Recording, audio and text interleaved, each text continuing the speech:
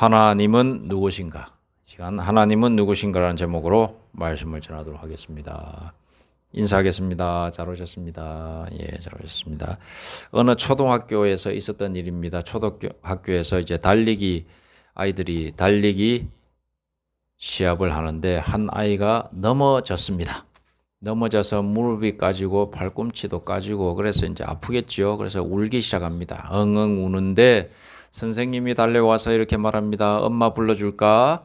그랬더니 이 아이가 하는 말이 엄마는 됐고 아빠 불러주세요. 이렇게 이야기를 했답니다. 엄마 불러야지 왜 아빠를 불러달라고 그래? 라고 했더니 우리 아빠는 저를 보면 안아주시거든요. 그러면 제가 울음이 딱 그쳐지거든요. 아빠 불러주세요. 이렇게 이야기했다라고 하는 이야기가 있습니다. 그런데 이 잠시 후에 진짜 아빠가 딱 다가와서 아이에게 어이구 이렇게 많이 다쳤는데 말보다도 먼저 안아주면서 그냥 꼭 안아주는 모습을 보게 됩니다. 그랬더니 그 아이가 울음을 금세 멈추었습니다. 그 장면을 보고 있던 사람들이 이야기했습니다. 아, 진짜 아빠가 오니까 울음을 멈추네 라고 이야기했다라는 그런 이야기가 있습니다. 사랑하는 여러분, 우리는 살면서 자주 묻습니다. 하나님은 어떤 분이십니까? 하나님은 정말 나를 아실까? 하나님은 차가운 분이실까? 따뜻한 분일까? 제가 어렸을 적에 하나님에 대해서 생각할 때 막연하게 두려움이 있었습니다. 하나님은 심판하는 분이실 거야 라고 하는 막연한 그런 생각이 있었습니다. 그래서 나는 도덕적으로 살아야 돼. 나는 윤리적으로 살아야 돼. 나는 착한 사람으로 살아야 돼. 왜냐? 하나님은 심판하시는 분이기 때문에 나를 벌 주실 수 있기 때문에 나는 도덕적으로 윤리적으로 착하게 살아야 돼. 이렇게 막연하게 생각했던 적이 있었습니다. 하나님은 누구신가? 이 질문은 신학자들의 질문이기 전에 고통 가운데 있는 인간의 질문이기도 합니다. 왜냐? 신은 두려운 존재이기 때문에 고통받고 있는 사람은 위로받기를 원하겠죠. 아니면 죄를 지은 사람은 심판이 두렵겠죠. 하나님은 누구신지 모르기 때문에 막연하게 그냥 하나님에 대해서 정의하고 있습니다. 정의할 수 있습니다. 그런데 오늘 본문에서 예수님은 이 질문에 대해 가장 분명하고 가장 은혜로운 대답을 해주고 계십니다. 나를 본 자는 내 아버지를 본 자다. 이렇게 말씀을 하고 계십니다. 인류의 역사는 끊임없는 절대자 신에 대한 탐색의 역사입니다. 고대인들은 자연 속에서 신을 찾았다고 합니다. 여러분 잘 아시다시피 태양 신을 섬기는 사람도 있습니다. 그건 뭐죠? 태양을 바라보니까 태양이 굉장히 놀라운 것을 발견하게 됩니다. 그래서 태양을 숭배했습니다. 자, 밤이 되었습니다. 밤이 되니까는 어둠의 공포가 찾아왔습니다. 그때에 하늘을 보니까 달이 있습니다. 별이 있습니다. 그래서 달을 섬기고 별을 신으로 섬겼습니다. 자, 그리고 어느 날 갑자기 불이 번쩍하면서 불이 나는 걸 봤습니다. 자, 그 불을 보면서 저 불이 우리의 신이다 라고 이렇게 이야기했습니다. 오늘날 이 어둠이 사라진 시대입니다. 왜냐? 이런 형광등이나 이런 빛이 있죠. 과거에 토테미즘이나 샤머니즘이 발달했던 이유가 뭐냐?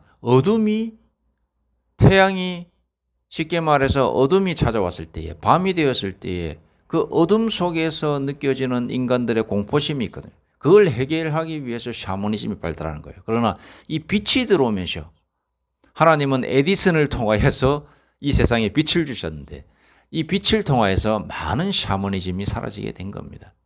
그래서 빛, 불, 달, 별, 태양이 그 옛날 과학이 없던 이 전구가 없던 시대에서는 그것들이 신이 될 수밖에 없었던 것입니다.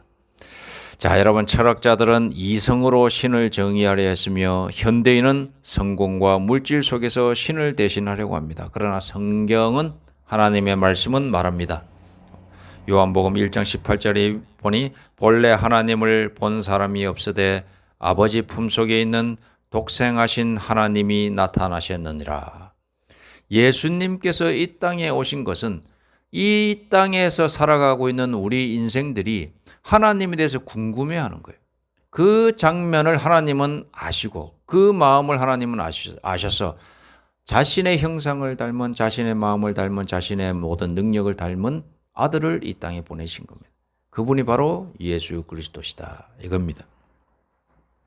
인간은 하나님을 찾고 싶어 하지만 스스로의 힘으로는 결코 도달할 수가 없습니다. 그래서 하나님이 이 땅에 내려오신 거예요. 사람이 스스로 하나님께로 찾아갈 수가 없어요. 돌을 닦는다고 해서 하나님께로 갈 수 있느냐? No. 고행을 한다고 해서 하나님께로 갈 수 있느냐? No. 선행을 한다고 해서 하나님께로 갈 수 있느냐? X. 하나님께서 우리에게 오시지 않으면 우리가 하나님께로 갈 수 있는 길은 완전히 불가능한 겁니다. 왜냐하면 하나님은 거룩하시고 우리는 죄의 상태이기 때문에 그렇습니다. 본래 하나님과 우리 사이에는 결코 건널 수 없는 깊은 간격이 있습니다. 그래서 하나님은 우리에게 오실 수 있지만 우리는 하나님께로 갈 수 없는 그러한 상황에 있습니다. 그래서 하나님은 그것을 아시고 친히 이 땅에 자기의 아들을, 자기의 형상을 입은, 자기의 마음을 가진, 자기의 능력을 가진 아들을 이 땅에 보내주신 겁니다. 그런데 하나님은 하지만 사람은 하나님에 대해서 항상 그래서 오해를 하고 있는 겁니다. 그걸 믿지 않기 때문에. 하나님은 심판만 하시는 분이시다, 멀리 계신 분이다, 조금만 따지시는 분이시다라는 그런 막연한 그런 이질감을 가지고 있는 것이 우리 인생의 처지다 이 말씀입니다. 그런데 오늘 말씀에서 빌립이 예수님께 이렇게 말을 하고 있습니다. 주여 아버지를 우리에게 보여주옵소서. 그리하면 족하겠나이다. 자, 여기 나오죠. 빌립이 이르되 주여 아버지를 우리에게 보여주옵소서. 그리하면 족하겠나이다. 자, 이렇게 말을 합니다. 주님, 그러면 이 말은 무슨 뜻일까? 이것은 하나님을 알고 싶습니다. 하나님을 만나고 싶습니다. 하나님이 누구신지 우리는 깨닫고 싶습니다. 이런 말과도 같습니다. 그랬더니 예수님께서 대답하시죠. 예수께서 이르시되 빌립아 내가 이렇게 오래 너희와 함께 있으되 내가 알지 못하느냐? 나를 본 자는 아버지를 보았거늘 어찌하여 아버지를 보이라 하느냐? 이건 뭐냐? 내 모습도 아버지, 즉 하나님의 모습이 있는 것도 있지만 나의 행하는 모든 것들을 너희가 보고 싶어하는 하나님 아버지의 모습과도 같다는 거죠. 자, 우리 예수님이 무슨 일을 하셨습니까? 내가 행한 일들을 쭉 통해서 너희가 하나님 아버지를 간접적으로 알아라 이렇게 말씀하신 건데 예수님께서 무엇을 하셨을까요? 예수님께서는 병든 자들을 고치셨습니다. 병든 사람들을 외면하지 않으시고 치료하셨습니다. 또 죄인들을 정죄하지 않으시고 회개케 하셨습니다. 어린아이들을 품으셨고 그리고 눈물 흘리는 사람들과 함께 우셨습니다. 그리고 공의를 행하셨습니다. 하나님의 사랑을 보여주셨습니다. 그리고 진리 위에 서 있는 모습을 보여주셨습니다. 이것이 하나님의 모습이다라는 거죠. 하나님은 공의로우신 하나님이다 그러고 하나님은 사랑의 하나님이다 그러고 하나님은 또한 정의로우신 하나님이라 하시고 또 진리의 하나님이시다라는 표현을 쓰거든요. 자, 그런 모습을 예수님께서 제자들에게 보여주면서 삶을 같이 사신 겁니다. 그래서 예수님께서는 빌립이 하나님을 보여주십시오. 아버지를 우리에게 보여주십시오라고 했을 때에 나의 삶과 내가 행한 것들을 보았다면 너는 아버지를 이미 본 거나 마찬가지다. 이렇게 말씀을 하고 계신 겁니다. 예수님이 손을 내미실 때 그 손은 누구의 손이다? 하나님의 손이었습니다. 예수님이 용서하실 때 그 용서는 하나님의 용서였던 것입니다. 하나님은 어디에서 가장 분명하게 그 용서를 드러내셨는가? 바로 십자가에서 그 용서를 드러내셨습니다. 사람들은 말합니다.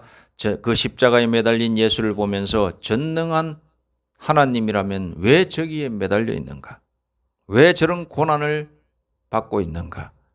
사랑의 하나님이라면 또한 자신을 하나님이라고 말하며 자신을 하나님의 아들이라고 말을 하는 저 예수는 어찌하여 저런 고통을 받고 있는가? 또 하나님은 그 장면을 보면서 왜 침묵하고 계신가? 그러나 성경은 말합니다. 하나님은 고난을 멀리서 구경하신 분이 아니라 직접 그 자리에 내려오신 분이시다. 우리를 사랑하시기 때문에 그 십자가에서 친히 고난을 감당하고 계신 겁니다. 예수님 옆에서 함께 계신 겁니다. 예수님의 절규와 동참하고 계신 겁니다. 그렇게 해야만이 우리를 구원할 수 있기 때문에 저기서 쳐다보면서 조롱하고 있는 그 사람들은 죄인들인데 심판받을 수밖에 없고 죽을 수밖에 없는 죄인들인데 지옥 갈 수밖에 없는 죄인들인데 내가 여기에서 절규하고 이 과정을 거쳐야지만 저 죄인들이 구원받을 수 있기 때문에 그렇게 감당하신 겁니다. 예수님께서 말씀하십니다. 엘리 엘리 라마 사박다니 어찌하여 나를 버리셨나이까 라고 이렇게 절규하실 때에 하나님은 그 자리를 외면하시면서 저기 하늘 높은 곳에서 나는 모르겠다 네 그 일 잘 감당해라 라고 하신 것이 아니라 같이 그 옆에서 고난을 동참하고 계신 거예요. 조금만 참아라 라고 하면서 이 과정을 거쳐야지만이 내 사랑하는 이 사람들, 나의 피조물들이 구원받을 수 있다. 구원의 길이 열린다. 라고 하시면서 그 옆에서 같이 고난을 감당하고 계신 겁니다. 하나님께 버림받은 자의 자리에 하나님 자신이 서 계신 겁니다. 사랑하는 여러분, 십자가는 하나님이 우리를 얼마나 사랑하는지에 대한 가장 명확한 퍼포먼스인 겁니다. 나는 너를 버릴 수 없어. 그래서 내 아들을 버렸다. 라고 말씀까지 하신 분이 바로 하나님이시라는 사실입니다. 이해가 잘 되지 않죠. 어쩌면 우리 인간적인 이성으로 보면 남을 위해서 어떻게 자기 자식을 죽일 수 있는가? 그건 오히려 더 비도덕적이고 비윤리적인 거 아닌가? 자기 자식을 먼저 살려야지. 왜 자기 자식을 먼저 죽이느냐? 다른 사람을 위해서. 그런 소위 말해서 막말로 말하면 오지랖이냐? 이렇게 생각하는 사람들이 있더라고요, 보니까. 그만큼 하나님은 우리 사람을 사랑하시는 거예요. 그만큼 사랑하시는 거예요. 자기의 아들을 버리시면서까지 죽이시면서까지 그 사랑의 대상이 바로 우리라 이 말씀입니다. 이 사랑을 여러분 깨닫고 이해하시는 분이 되시면 얼마나 좋겠습니까? 하나님은 또 십자가로 끝내지 않으십니다. 예수님을 부활시키셨습니다.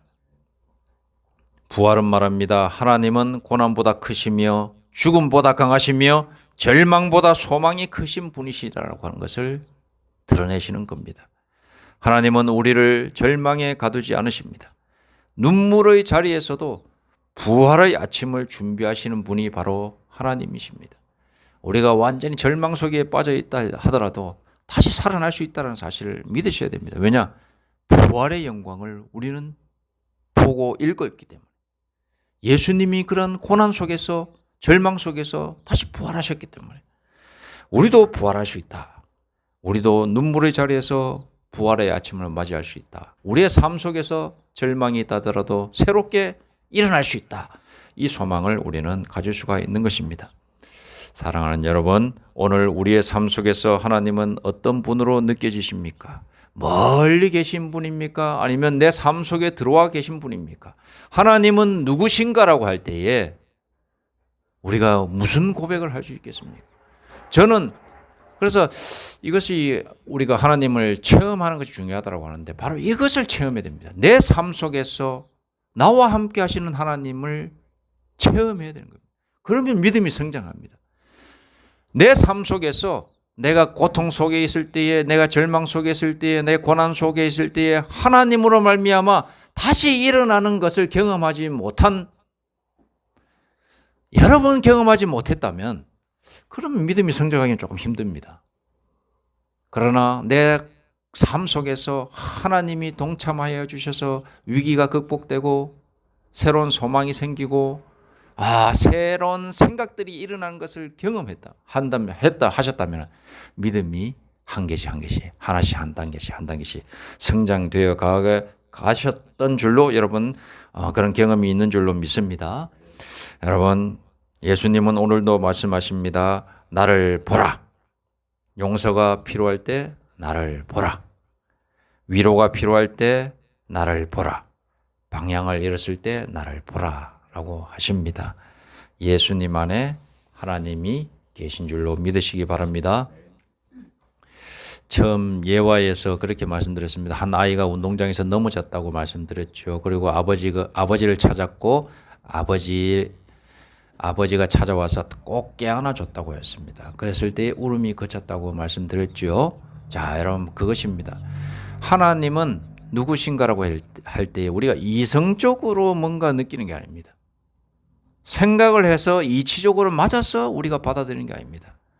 아버지가 울고 있는 아이를 안았을 때에 그 아이는 안도감과 위로를 받았던 것처럼 우리가 하나님은 누구신가 알기 위해서는 하나님이 우리를 꼭 껴안아 주실 때 그 감촉, 그 사랑을 느끼면 그만인 줄 믿습니다. 하나님은 우리를 사랑하십니다. 그 사랑 안에 들어가시는 우리 모두가 되기를 간절히 소망합니다. 그 사랑 안에 들어가기만 하면 모든 부정적인 이성과 이치는 소멸되고 하나님의 은혜 속에만 들어가면 하나님이 느껴지기 시작한다는 사실을 여러분 믿으시길 간절히 소망합니다. 6절 말씀에 보니 이렇게 기록되어 있습니다. 자, 6절 말씀 우리 다 함께 천천히 하도록 하겠습니다. 시작. 예수께서 이르시되 내가 곧 길이요 진리요 생명이니 나로 말미암지 않고는 아버지께로 올 자가 없느니라. 예수님이 길이요 진리요 생명이고 또 우리 하나님 아버지께로 가는 길인 줄로 믿습니다. 기도드리겠습니다. 하나님 아버지, 우리가 막연히 생각해왔던 하나님이 아니라 예수 그리스도 안에서 자신을 보여주신 참 하나님을 알게 하여 주옵소서. 두려움 대신 사랑으로, 정죄 대신 은혜로 우리의 하나님을 만나게 하옵소서. 예수님의 이름으로 기도드립니다. 아멘.